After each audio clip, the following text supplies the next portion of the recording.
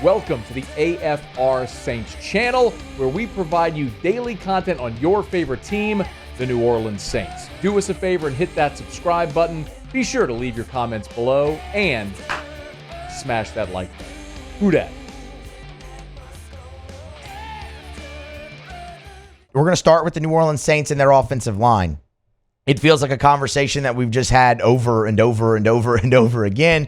Really, all the way through last season, definitely through the offseason, through the draft process, everything. I mean, everyone loves the pick of Taliesin Fuanga at 14, myself included. I think that's a great selection.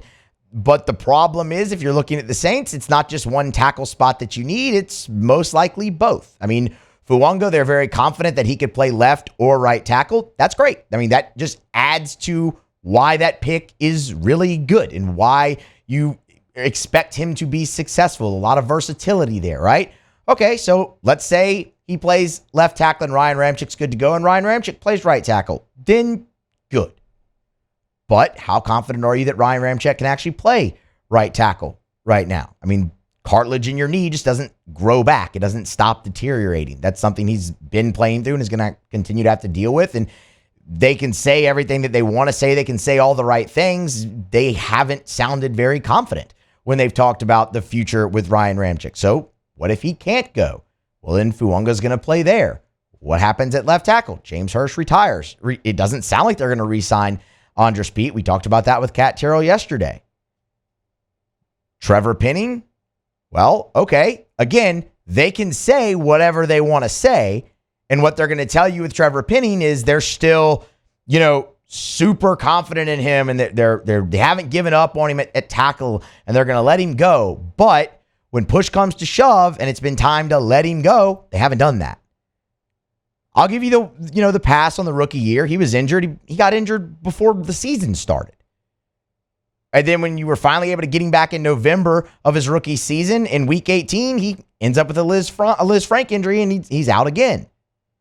He's your starting left tackle in 2023, plays for 5 weeks. He's not good. They bench him and you rarely see him again the rest of the year. So for them to say, oh yeah, we believe in him still. Well, then I say no, because you haven't shown that. You haven't given him the opportunity. So, what do? You got to address it somehow. Is that going to be free agency? That's what most people think. Well, the Saints did add 2 offensive linemen yesterday. Again, as I said, that news broke while we were on air yesterday, and we did touch on it. We did touch on it briefly in the show, but we can go a little bit deeper now because I think the Saints have a question to ask themselves. They're at a fork in the road, and they have to decide which way to really go. And I think this is them, in a way, trying to decide, but I don't think they've actually made their decision. So the Saints agreed to terms, and we saw it from Nick Underhill and Mike Triplett of New Orleans Football. They agreed to terms with offensive tackle Justin Herron and offensive guard Shane Lemieux. Both of these guys are veterans in the NFL. That's great. There is one giant black eye on both of them that we will talk about. 1-year deal for each. When you look at Lemieux, he was a 5th-round pick of the Giants in 2020. He ended last season, appeared in 18 games with 12 starts in his career, and 9 of his starts were in his rookie season. And that's where you kind of start to get into the black eye. Lemieux ended 2021 with a torn patella, and then a toe injury cut his 2022 short. And then last season, he ended up on injured reserve after tearing a bicep in October and only appeared in 4 games with 1 start. The guy's just been a walking mash unit. When you look at Justin Herron, who is a tackle, one of your biggest positions of need still, just because of the uncertainty that you have around that. He was a 6th-round selection, also in the 2020 draft, that of the New England Patriots. Started 6 of 12 games as a rookie. Missed 4 games with an ankle injury that year. He was traded in 2022 to the Raiders, and that season ended prematurely with a torn ACL. He had a concussion last season and ended up playing only 16 offensive snaps before the Raiders cut him. They're the same guy They were both drafted in 2020. They both had their biggest, sustainment of quote unquote success their rookie year, and then they haven't been able to stay on the field. So yeah, why you sign these two guys to 1-year deals each, while they both have experience in the NFL, none of it's recent, and there's no guarantee, one, that they're going to make the team, and two, if they do, that they're going to be able to contribute because they can't stay healthy. 3 years is a pretty big sample size of these guys not being able to stay healthy. That's the same issue you're dealing with, in a sense, with Trevor Penning. So what do? That's where the Saints are at this crossroads. That's where they're at the fork in the road, right? New Orleans, for the longest time, has been committed to winning now. That's why they've tied themselves to an aging roster. That's why they've made all the moves that they have with the salary cap. Do you want to continue to do that, or do you want to say, all right, let's start a slow path into rebuilding this? Because they're not taking the quick, push the dynamite plunger, blow it up immediately right now. So are you going to do the slower path? Or do you take one more look at your aging roster? Do you say, okay, you've tied yourself to Derek Carr.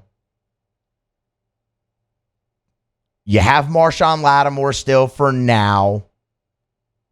Do you make one more run and go all in at it?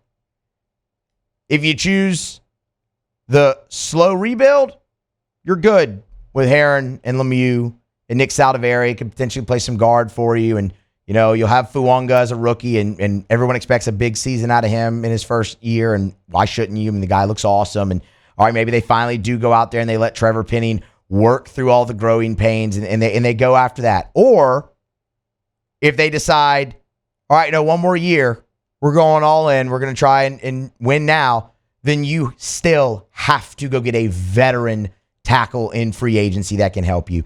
And your options are limited. It's not a big crop. Like Mekhi Becton signed with the Eagles, so he's gone. He was going to be really expensive anyway. You can look at David Bakhtiari, and while he's coming off a lot of injuries, kind of like everyone else that we've mentioned in this segment outside of Fuanga, I don't think you can afford him. He made $23 million last year. Like, that's not an option. Yes, maybe can you get him a little cheaper off of the injuries? Maybe, but not much.